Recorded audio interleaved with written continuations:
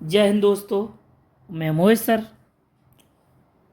जो एग्ज़ाम आपकी उत्तर प्रदेश की 2024 की जो हो चुकी है, उसके अकॉर्डिंग चारों शिफ्टों की एनालिसिस की गई है, जिसमें से ये देखा गया है कि उत्तर प्रदेश स्पेशल से आपके 7 से 8 प्रश्न प्रत्येक शिफ्ट में आपसे पूछे गए हैं और सबसे ज़्यादा क्वेश्चन आपके उत्तर प्रदेश से, और इसके बाद आपके 7 से 8 प्रश्न करंट अफेयर्स से पूछे गए हैं। अब किस टॉपिक से कितने प्रश्न लिए गए हैं और किसके आने की अधिक संभावना है, जिससे कि हम और उस पर टॉपिक वाइज हम आगे इसको कंटिन्यू पढ़ा सकें, और जिसमें से हम 38 प्रश्नों में से कम 35 प्रश्न आपके डायरेक्ट एग्ज़ाम में फंस जाए, उसके लिए हम पूरी की पूरी तैयारी और प्लानिंग कर रहे हैं। और हम जितने भी आपसे टॉपिक कराएंगे वो सारे के सारे टॉपिक आए हुए हैं और आने की उनकी प्रबल संभावना है। तो जितनी भी हम तैयारी करेंगे वो 35 प्रश्न को देख कर करेंगे। आएंगे 38, तो हम आपको इंश्योर कराना चाह रहे हैं कि कम से कम 35 आपके क्वेश्चन डायरेक्ट या उस टॉपिक से सीधे सीधे फंस जाए। तो सबसे ज़्यादा आपके उत्तर प्रदेश से 7 से 8 प्रश्न पूछे गए हैं, और जो हमने उत्तर प्रदेश की जो सीरीज चलाई है उसी सीरीज से आपको प्रश्न देखने को मिलेंगे, और उसके इधर कहीं प्रश्न आपसे नहीं पूछे जाएंगे। तो हम आपसे ये कहना चाहते हैं कि जो आपने सीरीज हमारी नहीं देखी उत्तर प्रदेश की, वो आप आके देख लें। और आपके यहाँ से जो प्रश्न पूछे गए हैं भारतीय भूगोल से पूछे गए, और इसमें आपके 3 से 4 प्रश्न प्रत्येक शिफ्ट में देखने को मिले हैं, जिसमें से भारतीय संस्कृति पूछी गई है, भारतीय संस्कृति पूछी गई है, और आपका एक बंदरगाह से प्रश्न आया है, और आपके झील से भी आए हैं। तो इस प्रकार से प्रश्न आपके पूछे गए हैं, है ना। तो और दिवस से भी आपके प्रश्न पूछे गए, यानी कि प्रत्येक शिफ्ट में आपका एक दिवस पूछा गया है, या फिर किसी किसी पेपर में या शिफ्ट में 2 दिवस भी पूछे गए हैं। और हमने दिवस का भी चैप्टर कंप्लीट करा दिया गया है हमारे द्वारा, और यहाँ से आप पीछे देख सकते हो। अगर हम सामान्य विज्ञान की बात करेंगे, जिसमें कि आपके बायोलॉजी पूछी जाती है ना, बायोलॉजी पूछी जाती है और आपकी फिजिक्स पूछी जाती है, जिसमें से किसी शिफ्ट में बायोलॉजी से प्रश्न पूछा गया है और किसी शिफ्ट में आपके फिजिक्स से क्वेश्चन पूछे गए हैं, है ना।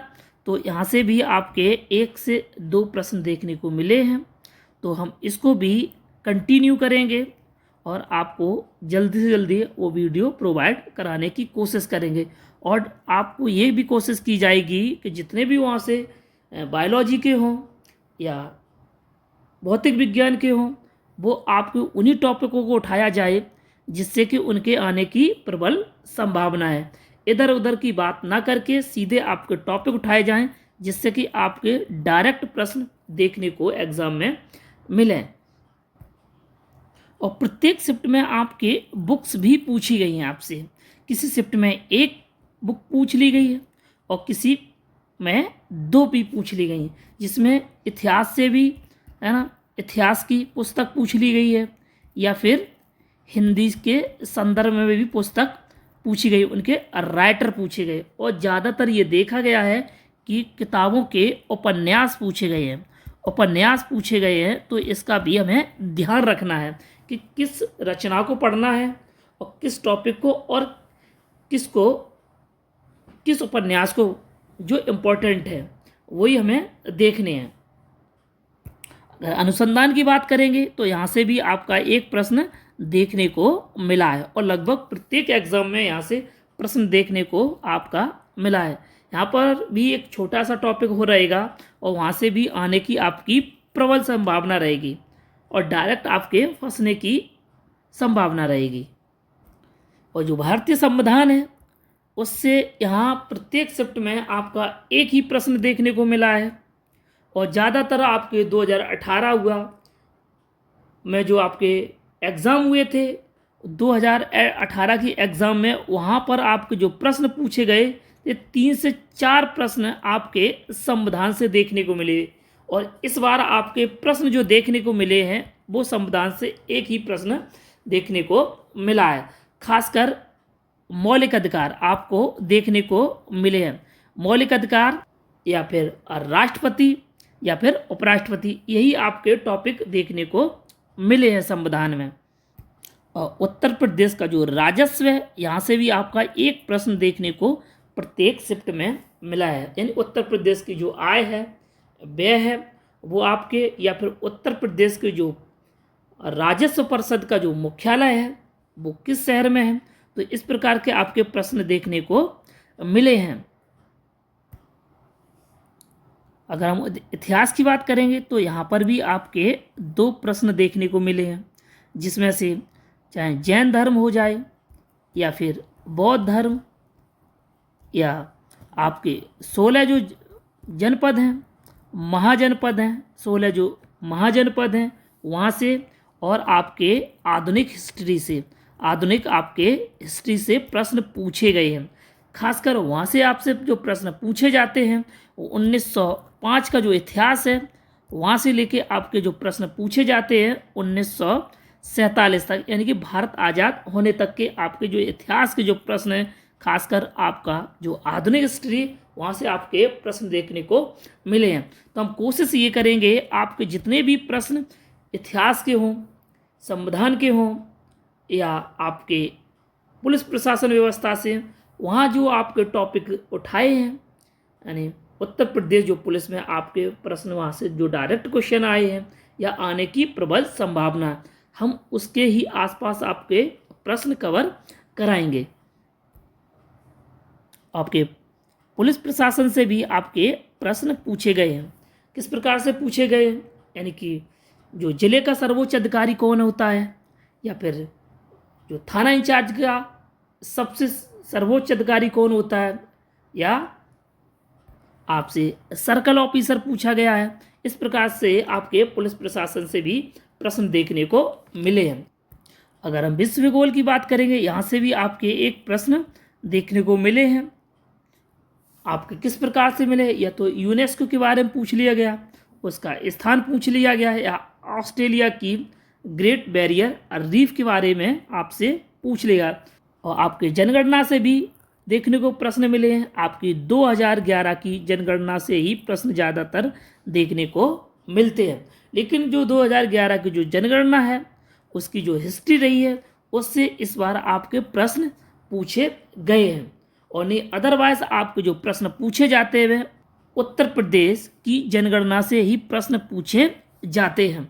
वो आपका एक प्रश्न ही प्रत्येक शिफ्ट में देखने को मिलता है। अगर हम समसामयिकी की बात करेंगे तो समसामयिकी से भी आपके प्रश्न देखने को मिले हैं, जिसमें 2 आपके अंतर्राष्ट्रीय लेवल के थे, जिसमें से आपके 6 प्रश्न जो थे आपके राष्ट्रीय लेवल के थे, और 2 प्रश्न आपके उत्तर प्रदेश करंट से आपके प्रश्न पूछे गए। इस प्रकार से लगभग 8 प्रश्न आपके प्रत्येक शिफ्ट में देखने को मिले। तो यानी कि समसामयिकी वाला भी महत्वपूर्ण चैप्टर हो जाता है, इसको हम इग्नोर नहीं कर सकते हैं। और हम उन्हीं टॉपिकों को टच करेंगे जो आपके वहाँ से प्रश्न अक्सर करके बनते हैं। और जीएसटी से भी आपके और विमुद्रीकरण से भी आपके प्रश्न देखने को मिले, और आपका विमुद्रीकरण से एक प्रश्न या 2 प्रश्न देखने को मिले, चाहे 2018 की एग्ज़ाम हो, है ना, 2018 की एग्ज़ाम हो या 2024 की एग्ज़ाम हो, उनमें ये प्रश्न देखने को मिले। आपके जीएसटी से भी प्रत्येक शिफ्ट में एक प्रश्न देखने को मिला है। और तुम्हारी राजधानी हो गई या फिर उसकी मुद्रा हो गई, उसमें से किसी शिफ्ट में राजधानी भी पूछ ली गई है और आपकी मुद्रा भी पूछ ली गई। तो आप यहाँ से कम एक प्रश्न को पक्का मान के चलिए, जिनमें से हमने कुछ देश की मुद्राएं और राजधानियां भी कवर करा दी हैं। और पुरस्कार भी आपका पूछा गया है, और प्रत्येक शिफ्ट में पुरस्कार से भी आपका एक प्रश्न बना है। और कई बार एग्ज़ाम में पूछा गया। और 2018 में भी आपका पुरस्कार से प्रश्न पूछा गया था। और आपका सोशल मीडिया है, सोशल मीडिया से भी आपका एक प्रश्न पूछा जाता है और प्रत्येक शिफ्ट में आपसे पूछा गया है। और भारत की जो अर्थव्यवस्था है या जो संस्कृति है या उत्सव है, जो महोत्सव है, वो आपके पूछे गए हैं, जिनमें से आपके 2 प्रश्न यहाँ से भी आपके पूछे गए हैं। और जो भारतीय कृषि की अगर बात करेंगे तो यहाँ पर भी आपका एक प्रश्न देखने को मिलता है, जिसमें से रबी फसल हो गई, खरीफ फसल हो गई। मुख्यतः यहीं से प्रश्न बनते हैं, इन निम्नलिखित में से कौन सी खरीफ फसल नहीं है या कौन सी रबी की फसल नहीं है। मुख्यतः यहीं से आपके प्रश्न देखने को मिलते हैं। और आपका जो एक प्रश्न पूछा गया था वाणिज्य एवं व्यापार से पूछा गया था। और 2018 की अगर बात करें, वहाँ पर भी आपका एक प्रश्न यहाँ से पूछा गया था। और साइबर क्राइम से भी आपका एक प्रश्न प्रत्येक शिफ्ट में पूछा गया था। और आपका राष्ट्रीय संगठन हो गया या अंतर्राष्ट्रीय संगठन हो गया, यहाँ से भी आपके एक प्रश्न संगठन से पूछा जाता है। और संगठन का भी हमने एक चैप्टर कंप्लीट करा दिया है, तो आप पीछे जाके मेरे चैनल पर देख सकते हो, यहाँ से भी आपका एक प्रश्न पूछा जाता है। तो इस प्रकार से हमारे 38 प्रश्नों की एनालिसिस हो गई, जिसमें से 38 प्रश्नों में हम ये कोशिश करेंगे कि उन्हीं टॉपिकों को टच किया जाए जिसमें से कम 35 क्वेश्चन आपके आराम से बन जाए। जिन व्यक्तियों के मैथ अच्छा नहीं होता है, रीजनिंग नहीं होता है, तो वो अपनी पकड़ जो बनाता है वो जीएस पर पकड़ बनाता है। और जीएस में आप बड़े आसानी से यानी कम टाइम लेकर इनको बना सकते हो। और आप हमसे ऐसे ही कंटिन्यू जुड़े रहेंगे, जिससे कि हम आसान भाषा में चीज़ों को समझा सकें और उन्हीं टॉपिकों को टच करें। और टच करने के बाद हम ये पाएंगे कि हमारे जो पढ़ाए हुए हैं या हमारे जो चैनल में जो प्रश्न मिलेंगे वो सबसे ज़्यादा उसमें फंसने की संभावना रहेगी। आज का हमारा टॉपिक है वो बंदरगाह टॉपिक से आपके प्रत्येक शिफ्ट में आपसे एक क्वेश्चन पूछा गया था। जो आपकी जो एग्ज़ाम हुई है 2024 वाली पुलिस की, वो उसमें आपका एक क्वेश्चन प्रत्येक शिफ्ट में पूछा गया था, जिसमें कोच्चि बंदरगाह, कांडला बंदरगाह और नेवा सेवा आपका बंदरगाह पूछा गया था। तो आपके आने वाले एग्ज़ाम में भी यहाँ से क्वेश्चन देखने को मिलेंगे। और हो सकता है आपका थोड़ा सा इस बार थोड़ा टफ बने, तो टफ होने के साथ साथ वो आपसे क्वेश्चन को घुमा सकता है, इसलिए हमने इसको विस्तार रूप से कवर करने की कोशिश की, जिससे कि आपके बंदरगाह से अगर कोई भी क्वेश्चन आता है तो इससे बाहर नहीं जाएगा। तो आओ स्टार्ट करते हैं आज का टॉपिक बंदरगाह। भारत में कुल जो बंदरगाह हैं, वो बड़े जो बंदरगाह हैं वो 13 हैं। यह भी आपके रेलवे में क्वेश्चन पूछा गया था कि भारत में बड़े बंदरगाह कितने हैं, तो 13 हैं। और आपके छोटे जो बंदरगाह हैं वो आपके 2 से छोटे बंदरगाह हैं। भारत में जो बड़े बंदरगाह हैं वो सबसे ज़्यादा आपके तमिलनाडु में है। तमिलनाडु में आपके 3 बंदरगाह हैं। और सर्वाधिक जो छोटे जो बंदरगाह हैं वो आपके महाराष्ट्र में। तो ये भी आपसे क्वेश्चन पूछा जा सकता है कि इस बार आपका जो पेपर बनने वाला है थोड़ा लेवल का बनने वाला, तो आपसे पूछा जा सकता है कि सर्वाधिक जो छोटे बंदरगाह हैं, क्योंकि छोटे बंदरगाह पर किसी की निगाह नहीं होती है, इसलिए आपसे पूछा जा सकता है कि सर्वाधिक जो छोटे बंदरगाह हैं वो आपके महाराष्ट्र में और जो बड़े बंदरगाह हैं वो आपके तमिलनाडु में है। जो 13 बड़े जो बंदरगाह हैं, जिसमें से कांडला बंदरगाह ये आपका गुजरात में है। और ये हमने मैपिंग करने की कोशिश की है, जो मैप में आपको दिखाया गया है। और मैप के माध्यम से हमारे जो मस्तिष्क में है वो मैप बन जाता है। तो याद रखोगे आप, ये इस साइड आपका गुजरात है ना। भारत का अगर आप नक्शा खोल के देखोगे तो जिसमें आप पाओगे ये गुजरात है। और ये गुजरात में आपका कांडला बंदरगाह है, जिसे दीनदयाल पोर्ट भी कहा जाता है। इसका जो नाम बदल दिया गया है, उसका नाम क्या रखा गया है, दीनदयाल पोर्ट। और ये गुजरात में है। और गुजरात में छोटे छोटे बंदरगाह हैं जो सहायक के रूप में कार्य करते हैं, जैसे मांडवी, ओखा, द्वारका, पोरबंदर, ये छोटे छोटे बंदरगाह हैं गुजरात के। वो किसके सहायक के रूप में करते हैं कार्य? कांडला के सहायक के फॉर्म में कार्य करते हैं। और इसके बाद आते हैं मुंबई बंदरगाह। जो मुंबई है वो आपका महाराष्ट्र में है। कहाँ पर है? महाराष्ट्र में है। और ये एक प्राकृतिक बंदरगाह है। तो आपसे पूछा जाता है कि सबसे बड़ा जो बंदरगाह है वो कौन सा है? तो मुंबई का सबसे बड़ा बंदरगाह है। और एक और जो आपका बंदरगाह है नेवा सेवा, ये भी बंदरगाह आपका महाराष्ट्र में है। इस पर सबसे ज़्यादा एक प्रकार का लोड था, तो उसके सहायक के रूप में इसको नेवा सेवा को बनाया गया था। और ये भारत का सबसे बड़ा प्राकृतिक बंदरगाह है। कौन सा है? प्राकृतिक बंदरगाह है। कौन सा?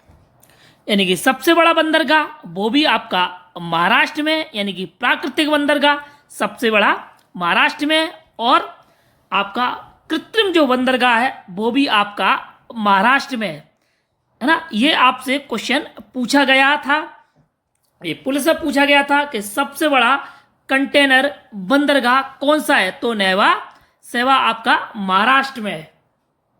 और इसके बाद महाराष्ट्र के बाद आपका आता है गोवा, है ना। ये इसका जो राज्य है वो आपका महाराष्ट्र से ही लगा हुआ राज्य है गोवा।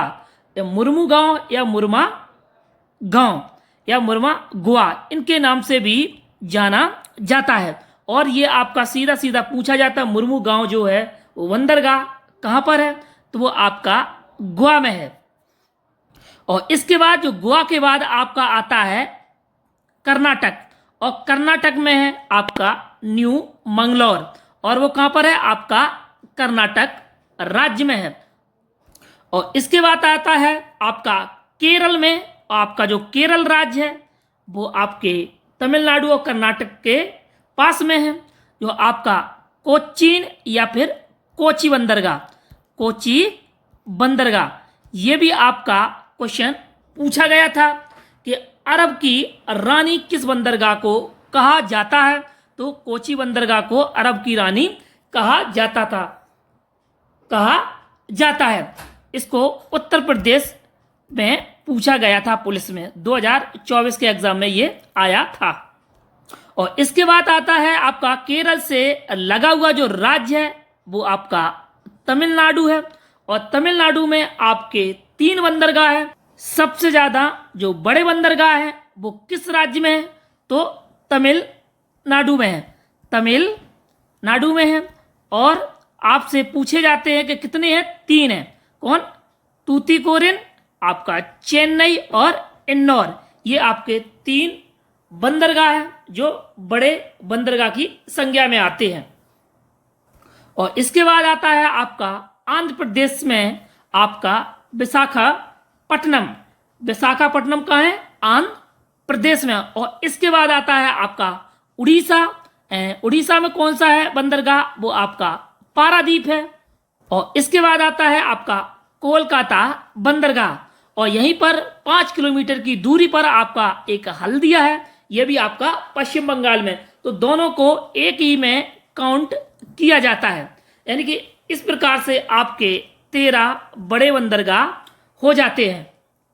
तो इनको मैप से हमने समझने की कोशिश की है। और इसके बाद हम इसकी थ्योरी पर चलते हैं। मुंबई ये भारत का सबसे बड़ा बंदरगाह है। तो आपसे पूछा जाता है कि सबसे बड़ा जो बंदरगाह है वो मुंबई का है। वो कहाँ पर है? महाराष्ट्र के अंदर है। कहाँ पर है? महाराष्ट्र के अंदर है। और यहाँ पर सबसे ज़्यादा आयात और निर्यात किया जाता है। और यह एक प्राकृतिक बंदरगाह है। और यह सबसे अधिक व्यापार केंद्र भी यहीं पर है।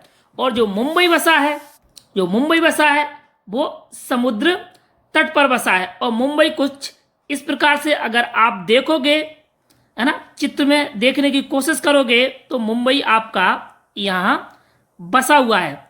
इस तट पर आपका मुंबई बसा है, जिससे कि समुद्र की जो लहरें आती हैं वो इस बंदरगाह को प्रभावित नहीं कर पाती। इसलिए इसको प्राकृतिक बंदरगाह भी कहा जाता है।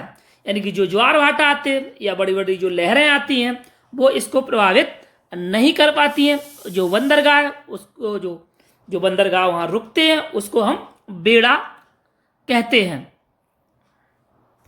और नेहवा सेवा जो तुम्हारा बंदरगाह है ये भी आपका महाराष्ट्र में है। ये उत्तर प्रदेश पुलिस में 2024 में पूछा गया था, इसलिए मैंने इस टॉपिक को किया है जिससे कि आपका 1 नंबर पक्का हो जाए। और ये किस लिए बनाया गया था नेहवा सेवा?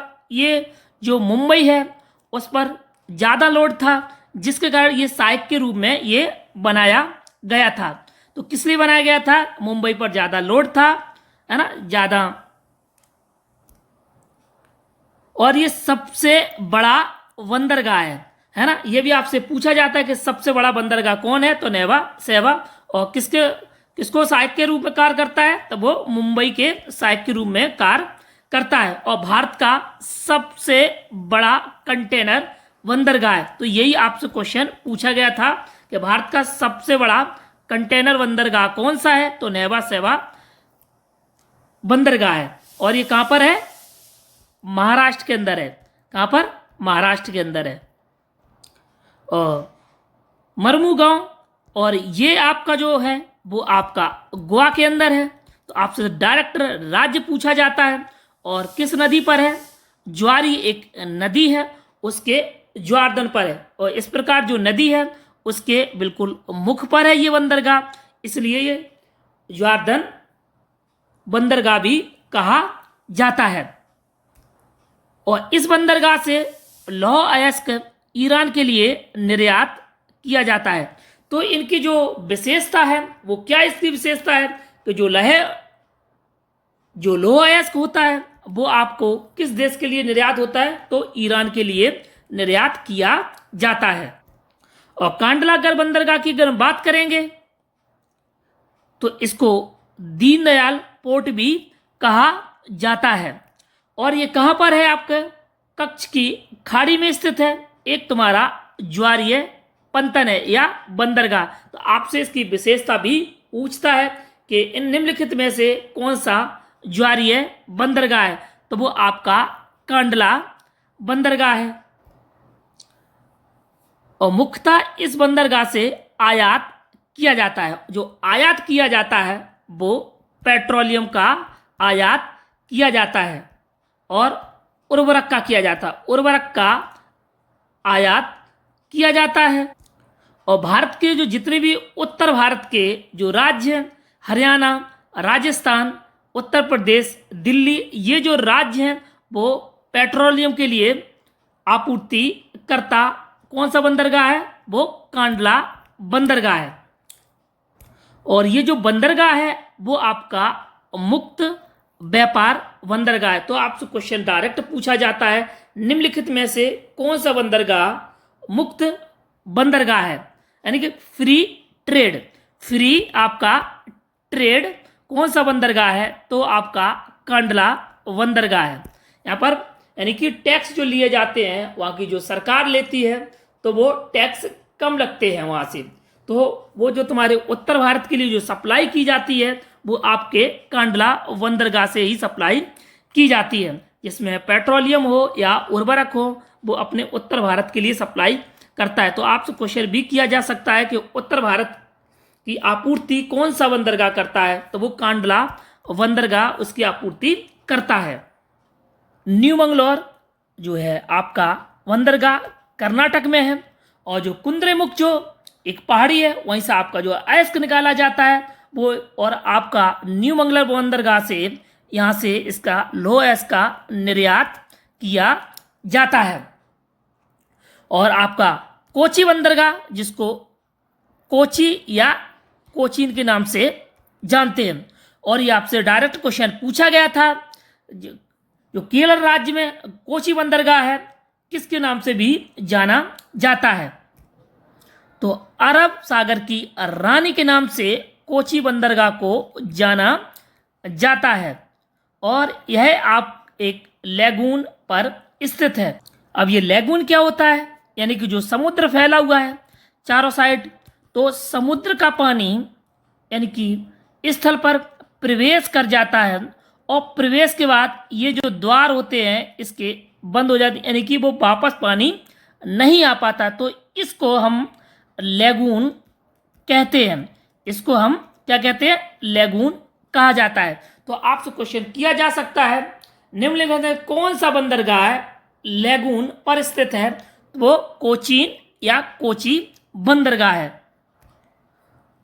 तूतीकोरिन जो बंदरगाह है वो आपका तमिलनाडु में है, और इस बंदरगाह की जो खास बात है, यह बंदरगाह मन्नार की खाड़ी के तट पर स्थित है, और यह बहुत छिछला समुद्र है, इसलिए जहाज यहाँ से 5 किलोमीटर की दूरी पर खड़े होते हैं।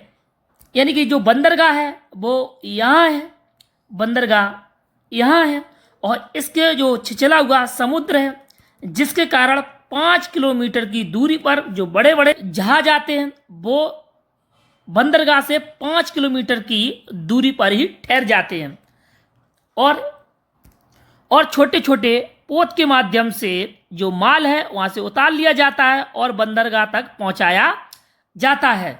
तो आपसे क्वेश्चन किया जा सकता है कि निम्नलिखित में से कौन सा छिछला समुद्र पर बंदरगाह है? तो आपका तूतीकोरिन है, और वो आपका कहाँ पर है? तमिलनाडु में है।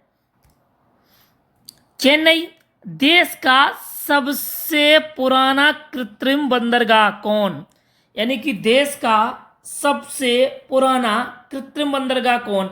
तो चेन्नई सबसे पुराना है, लेकिन जो सबसे जो बड़ा कृत्रिम बंदरगाह है वो नेवा सेवा बंदरगाह है। वो कहाँ पर है? आपका महाराष्ट्र में है, और ये एक आपका खुला सागरीय बंदरगाह है, यानी कि कोई भी वहाँ पर रुकावट नहीं है। यानी कि अगर बंदरगाह आपका यहाँ पर है तो इस प्रकार से यहाँ पर कोई लहरें डायरेक्ट आती हैं इसमें, तो ये आपका खुला एक समुद्र बंदरगाह है या खुला सागरीय बंदरगाह है।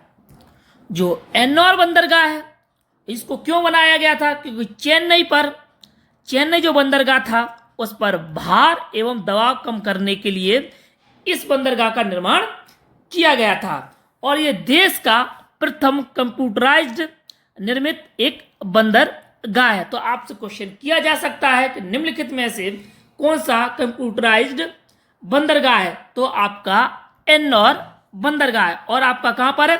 तमिलनाडु में है।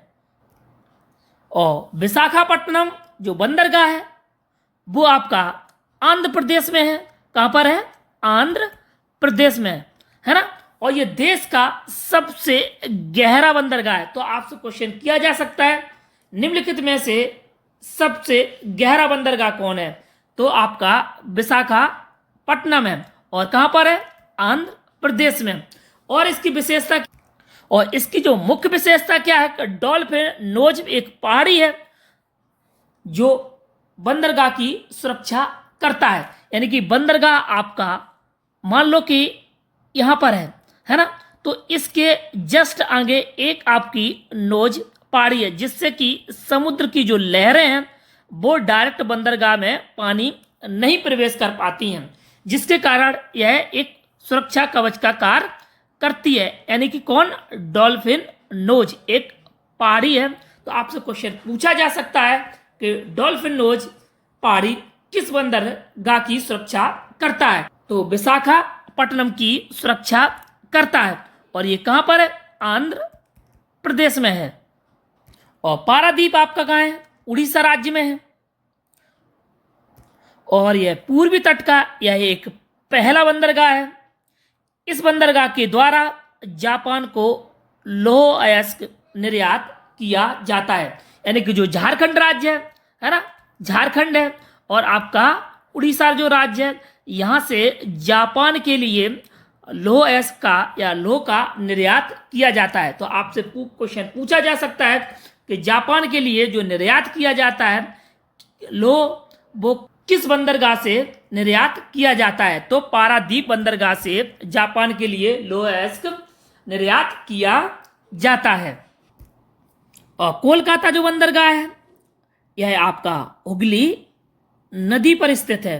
यह एकमात्र ऐसा बंदरगाह है जो समुद्र पर नहीं है, यानी कि ये नदी पर है। तो आपसे क्वेश्चन ऐसा भी पूछा जा सकता है कि निम्नलिखित में से कौन सा बंदरगाह है जो समुद्र पर स्थित नहीं है। तो आमतौर पर सारे के सारे जो बंदरगाह होते हैं वो समुद्र के तट पर होते हैं, लेकिन जो आपका हुगली नदी है वो हुगली नदी के इसके बीच में है, यानी कि आपका समुद्र रहा ये और आपकी हुगली रही ये नदी, यानी हुगली नदी है ना। तो समुद्र रहा आपका ये, तो आपके इसके अंदर है ना, यानी कि हुगली नदी पर स्थित है।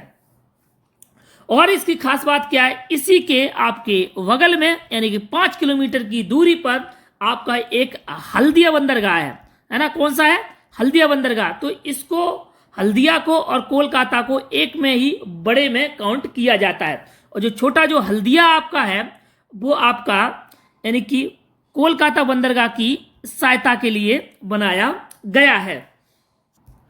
और पोर्ट ब्लेयर बंदरगाह है और ये सबसे नया बंदरगाह है, और इसका जो उद्घाटन हुआ था वो आपका 2010 में हुआ था। तो आपसे क्वेश्चन पूछा जा सकता है कि सबसे जो नया बंदरगाह है वो आपका कब बनाया गया, तो 2010 में। और सबसे नया कौन सा है? पोर्ट ब्लेयर है। और आपसे किस प्रकार से क्वेश्चन किए जा सकते हैं, आपसे और कई प्रकार से क्वेश्चन थोड़े जटिल करने की कोशिश करेगा आपसे, है ना। इस बार जो स्टैंडर्ड रहेगा थोड़ा हाई लेवल का रहेगा। तो आपसे किस प्रकार से क्वेश्चन करेगा कि खनिज संपदा की दृष्टि से सबसे ज्यादा संपन्न कौन सा बंदरगाह है? खनिज संपदा की दृष्टि से कौन सा बंदरगाह सबसे संपन्न बंदरगाह है? तो आपका पारादीप है। क्यों पारादीप है? इसलिए पारादीप है सबसे ज्यादा क्योंकि झारखंड जो है राज्य एंड जो उड़ीसा राज्य है यहाँ से आपके लौह अयस्क निकाले जाते हैं। तो सबसे ज्यादा यहीं से आपका लौह अयस्क यानी कि खनिज सबसे ज्यादा निर्यात यहीं से किया जाता है। और किस प्रकार से आपसे क्वेश्चन किया जा सकता है, जो नेवा सेवा है बंदरगाह, और इसको अन्य किस नाम से जाना जाता है? तो जवाहर लाल नेहरू के नाम से भी जाना जाता है। और लैगून के कौन कौन से? एक आपका कोचीन बंदरगाह है या कोची बंदरगाह है लैगून के, और आपका एक आपका पारादीप। कौन सा?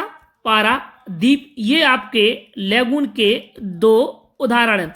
इस प्रकार से भी आपसे क्वेश्चन पूछे जा सकते हैं जो कई एग्जामों में भी आए हैं। धन्यवाद।